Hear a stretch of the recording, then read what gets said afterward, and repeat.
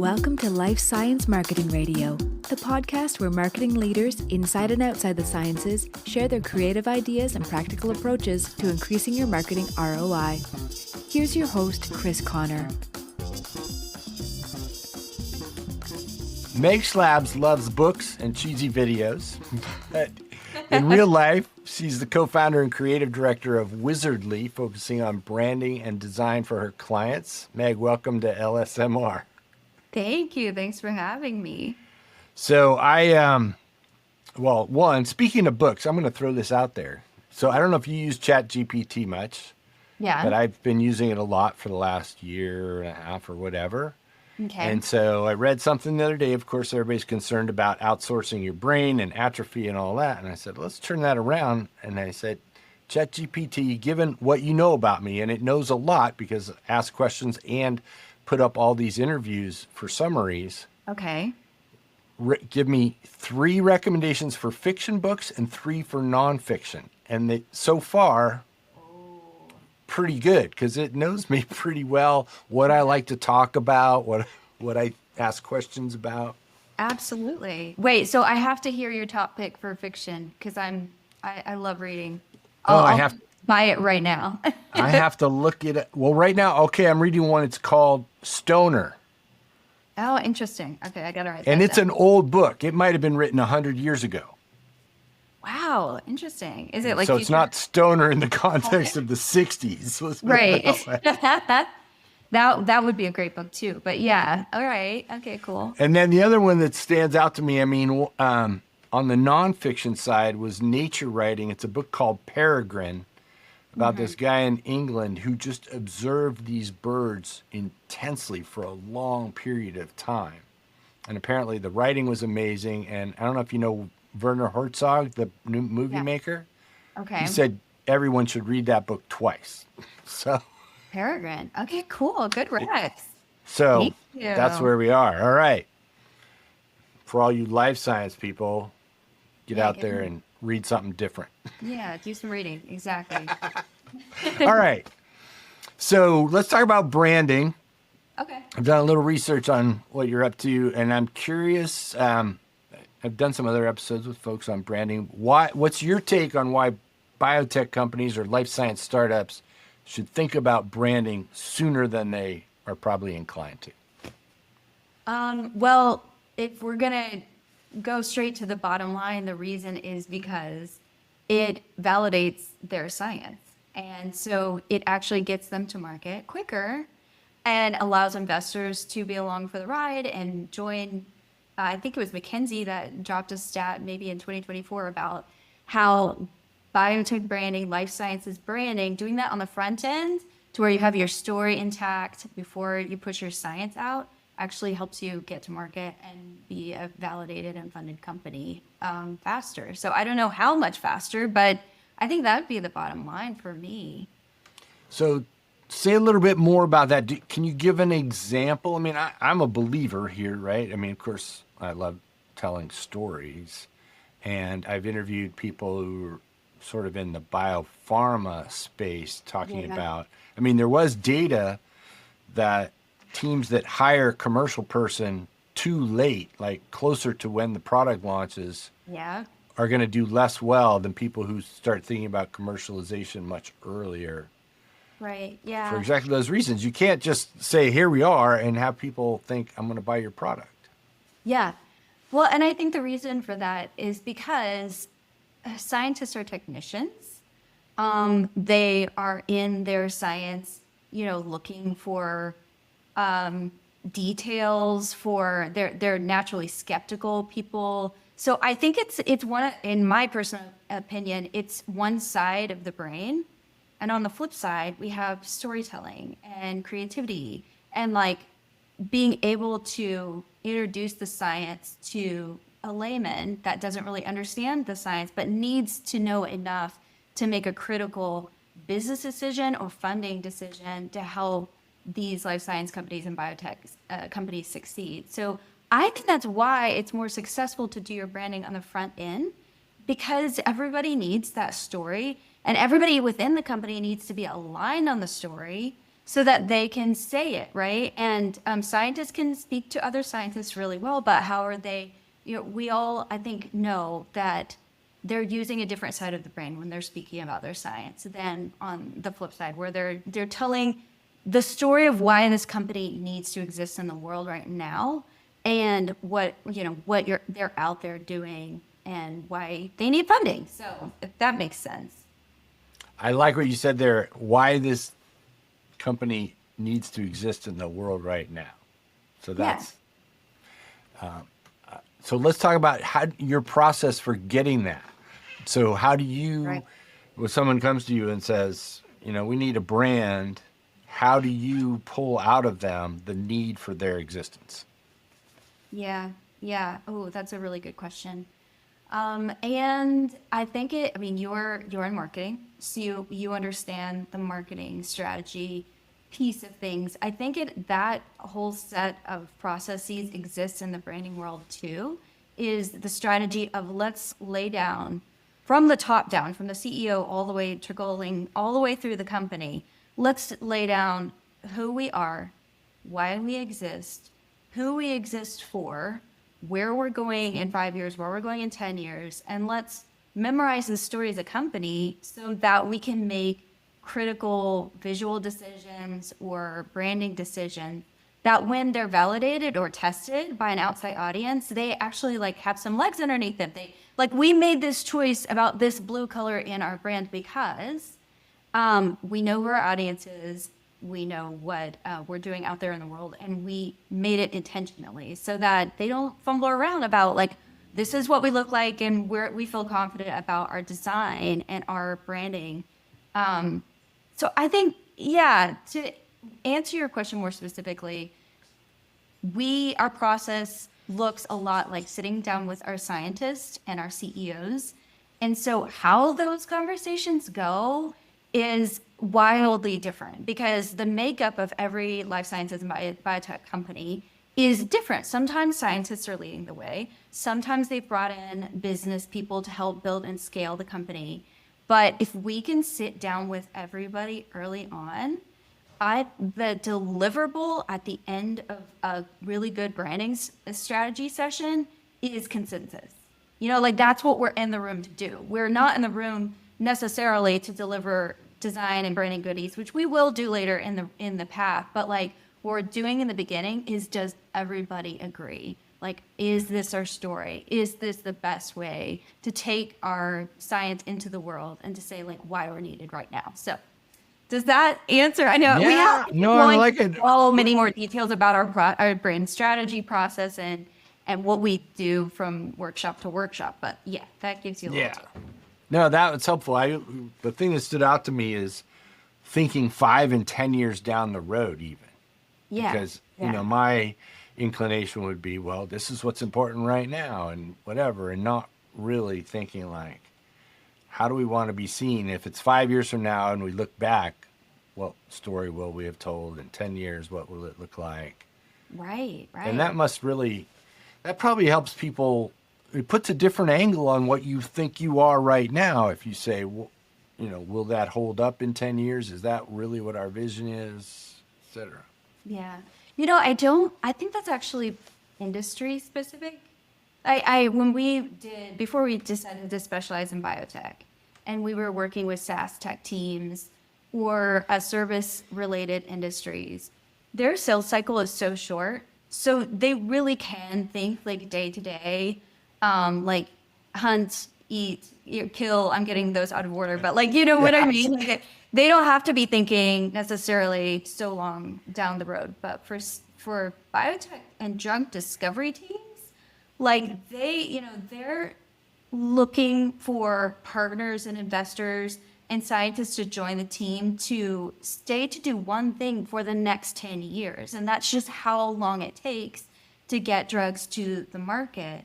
And so because of that sales cycle is so long, they really need to think of their brand in long terms as well, 3, 10, 20 years down the road, where are we headed as a company and how do we scale to get there, et cetera. You get it. Yeah, no, well, I get it, but the point is, does my audience get it? And they will. But that's also, it's a different way of looking at it, certainly from SaaS, and it's also important from the point of bringing on new hires. Like, Right. how do you attract the talent you're going to need over those 10 years? Because certainly there'll be turnover and whatever, but, scientists want to join a story, right? They want to, Yeah. if they're thinking about that, Yeah.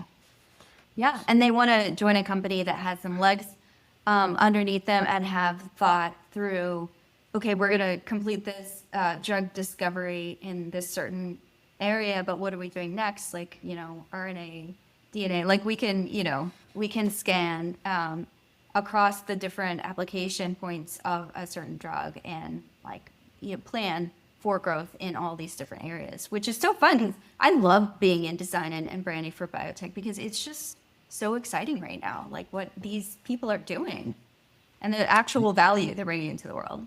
Yeah, no doubt about that. So let's go down that road a little bit. Why did you switch from SaaS to biotech? Because, I mean, sometimes I look and I think, oh, I wish I were a SaaS marketer.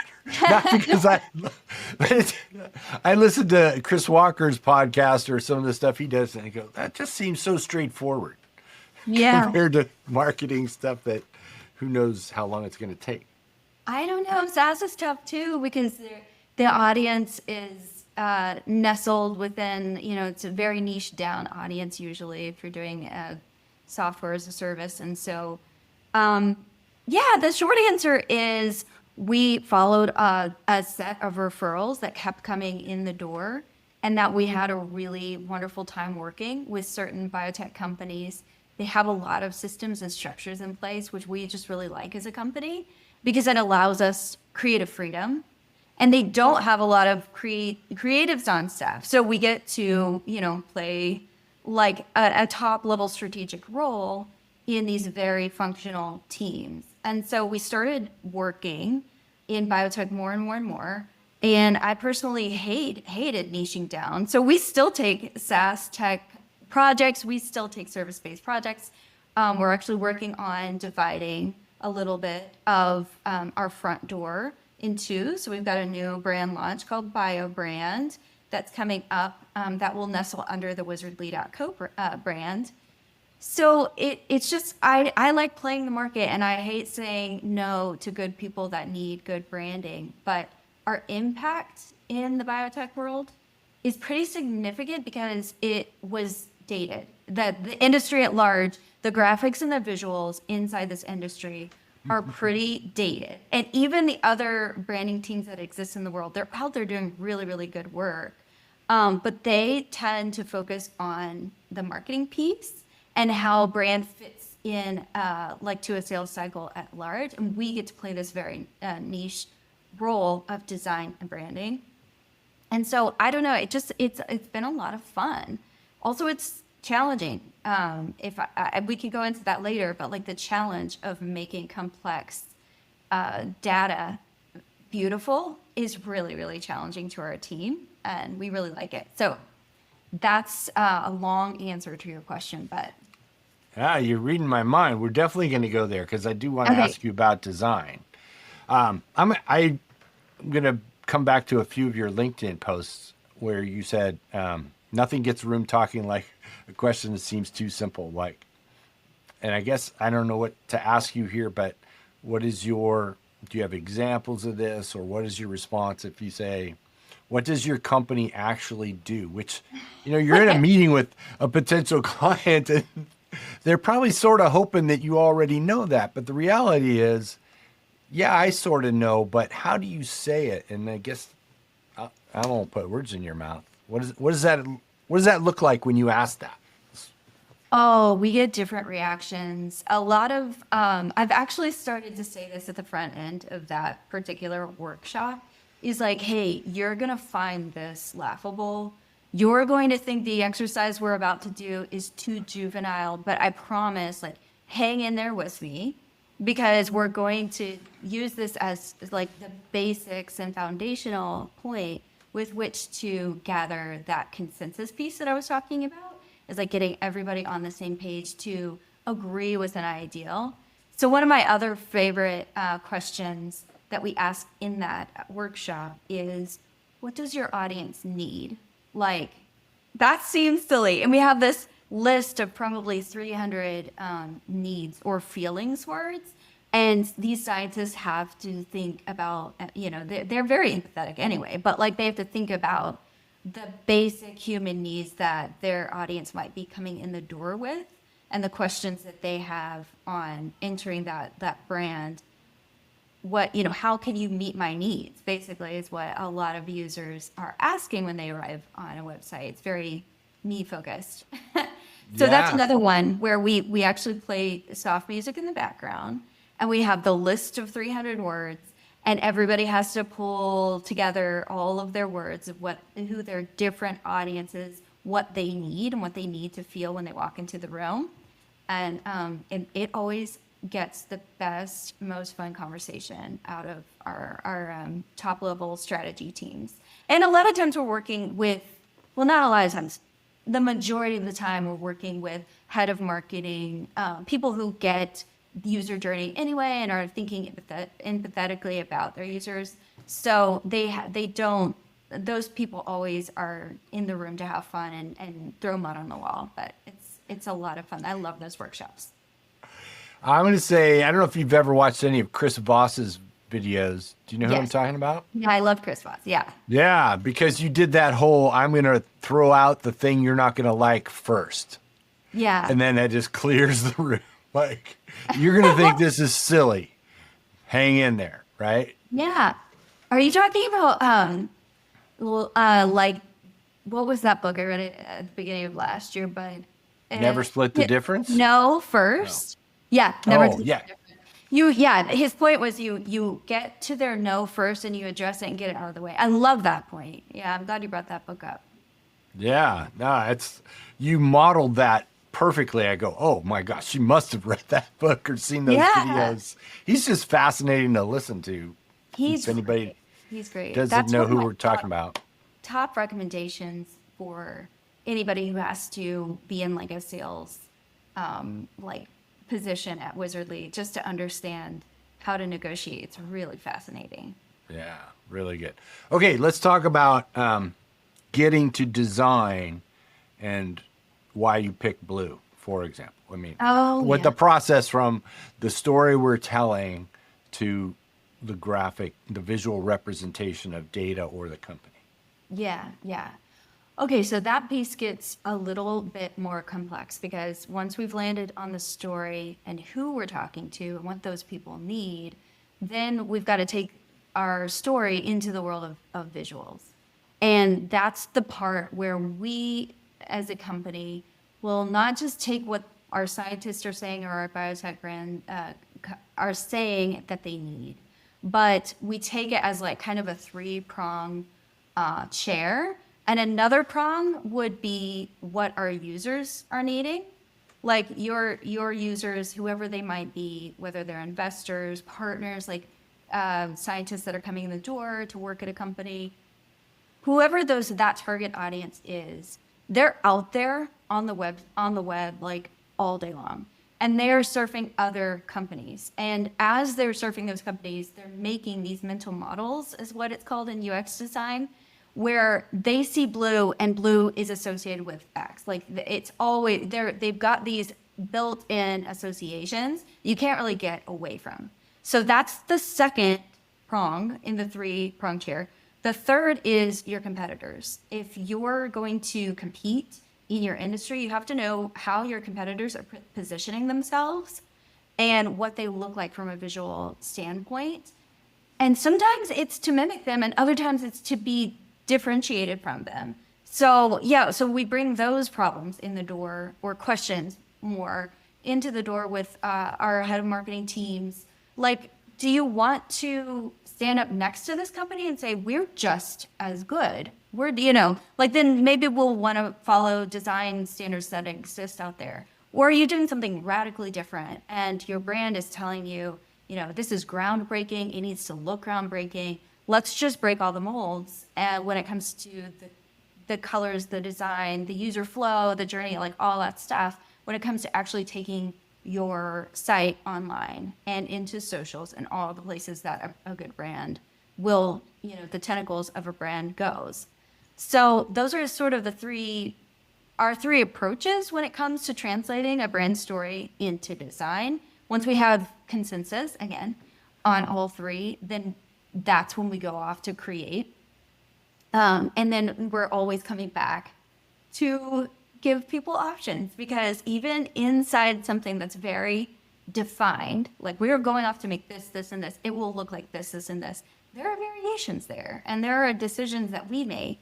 And so when we present our designs to our scientists, we come with reasoning, because they need that. They're analytical. They need reasoning why we made certain choices. Well, we made this choice and it led us off to this path, and there's a trickle effect there. So then we're making choices because now we know we're using purple, and purple goes really well with orange. You know what I mean? Like, so that's one path. We're bringing in the validated reasons why. Second option, third option, and we always come with those design notes is what we call them. So. Nice. All right.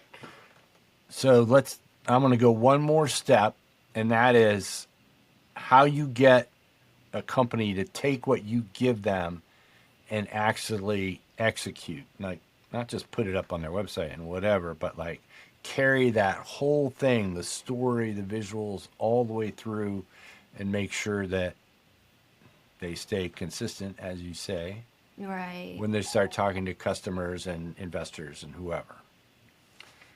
Yes, it's funny that I haven't posted about this, but I'm glad you asked that question, because we do have a workshop coming up for our biotech leaders to help them learn what options exist out there on design system and how to keep their companies on brand when it comes to executing future graphics, future blog post imagery, all that stuff. So that's coming up May 19th. You can go to my LinkedIn to get more on that workshop. But God, I think this is a hairy, scary problem, that when your design team walks away, are you capable of expanding the brand and staying on the design standards that we've given? And I think that a lot of agencies like ours are gatekeeping some of the graphics so that people come back, and we just kind of take the opposite approach. We do a ton of training, like 2-hour training on our website and how to work on our websites after we're gone. Endless training. We have Loom video upon Loom video of how to, here's your graphics now. Here's how to change all the colors at one time, to like from blue to green, from one brand color to another. Figma is a really excellent resource, and I can talk about that all day, but that's how we end up educating our clients so that they have a style guide that they can adhere to, but all the tools and the resources as well. So they've been trained, their staff's been trained, and then we just democratize like everything. I wish I could show you now the hundreds of graphics that sometimes we'll hand over to a shared Figma space, and they can make it look horrible if they wanted, but giving them the design and the resource, like they end up bringing us good ideas, or coming back in 6 months and saying, look what I made. I'm always proud of our companies and what they can do, if they're following the standards. It's really cool. So is Figma I have it on my computer. I looked at it once. Is it a design tool, or is it a communications tool for teams, or a little of both? It is both. And I think, it came into the market for web designers, and obviously that's why we used it. But our companies have adapted to using Figma, not just, here's how it stands apart from something like Canva, which I know a lot of companies use Canva to create their social posts, which is great. It has a lot of AI automation, so you could, take a post and transform it. Figma, everything that your brand has produced or owns within like the brand world, the graphics world, is in one file. And you could have like 20 people in that one file. So me and my designers have so much fun in there, because we grab things and we move it over, and we can co-create. We can communicate. Like you can have, it's called a cursor chat. Like you can just be chatting while you're moving stuff around, or you can leave comments. So Kind of it's like a Google Doc. yeah, exactly. But it's live. Like Google Doc, even you can see where somebody's cursor is, but you can't see where they are on the page. In Figma, you can see where that person is all over the map. You can follow, you can like kind of pop on their back and follow them around and just watch what they're doing. It's a hugely helpful collaborative tool. And so we've started to do all of our creation there, not just web design. Email design, graphic design, anything that needs review and approval process that has a chain of command, it's incredibly helpful because you can all be in there saying, okay, look at this now. Let's just change the color and look at it again. Like there's no downloading a file, uploading into Slack, and here you go. What do you think? Yeah. Yeah, exactly. It's great. We love it. Have you heard? I might have to check. What did you use it for? Nothing. No. Okay. I have not used it at all. I mean, I use Canva when I need to do some imagery, which is not a lot for me. Cover photos on my Substack or whatever. Right. And then, but I got curious about Figma probably because I was following somebody and they said, hey, for whatever reason, they suggested, and it looked cool to me. Like it was, I think it was in the context of some consulting, and they said, here are all these sort of templates that you can use to tell different kinds of stories. Like, I don't know. Oh, and I saw that.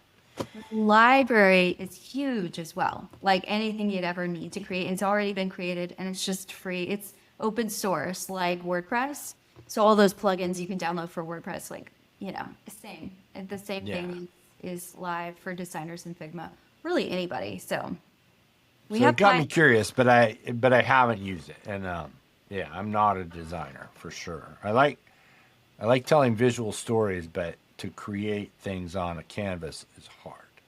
Well, it is hard. Yeah. So speaking of hard things, last area, because you posted the other day about Rush projects. And I don't know where else to throw this in, but I want to point out as a designer what stood out to me. Not necessarily, I don't know if this was the same post, but you had bullets, and the icon in front of each bullet was a clock, and the first one was 1 o'clock, 2 o'clock, 3 o'clock. You put some thought into that. I'm just gonna give you props here for that. Oh, the AI did that? No. I said that was not AI. I mean, good. Yeah. I love using AI just like anybody else, but yeah, I think it's important to do your own stuff when it comes to right before you send it out the door, make sure that you've got some personal flourishes in there. So yeah, I hope people notice that. I hope so. That took some effort. I mean, it takes effort just to put an icon in front of a bullet on LinkedIn at all. Oh yeah, it does. And then to do 6 different ones on your list. Oh, that's great. Thanks for noticing. So, all right, Rush project. So my question here really is, you mentioned you can do it. You can turn things around quickly if you have to. There's a whole conversation in that post about how that happens, when it should happen, when it shouldn't happen. I want to know if there's a sweet spot between getting too little input and too much feedback. Right? Yeah, that's a very as a designer, was that, So the worst kind of too much feedback is when there's no consensus. I know that's like my word of the day, but if we've got multiple stakeholders offering opinion on one design, inevitably their ideas are going to clash or crisscross, and it just creates a comms headache to go back and be like, okay, because they don't know what they're saying to us. They're not checking each other's work. And so having one point of contact, I think takes like a feedback nightmare down a notch, like probably into just more manageable realms, because it's clients' job to decide what they really want and how to steer the ship and what to say, or like how, what kind of revision feedback to give a design team. And it's not our job to take all that muddled mess and decide who's the most important over in that company. Like, who should we be listening to, Oh, yeah. Yeah. So I'd say that's like when it gets the worst is when we have a scenario like that. When it's the best is when we have, and I could name all my clients right now are absolutely the best at this, is we've got somebody who understands design on a grassroots level. Like they've probably either managed a lot of design projects or had to design things themselves. They understand the complexity and the trickle effect that happens when you change one thing or change even one word of a headline. It just changes. And they fight back for us. Like they fight for us alongside of honoring like whatever they're receiving from the C-suite and all the challenges. They act as like that gateway to us. And so I would say 100% of my clients right now are so great at being that protective barrier to us, so that they're, gathering everything that needs to be done. They're looking above these like tiny design decision and tweaks that we're making. And they're saying, all we really need to do is like reach this big goal. And there's 100 different ways to do that on a design.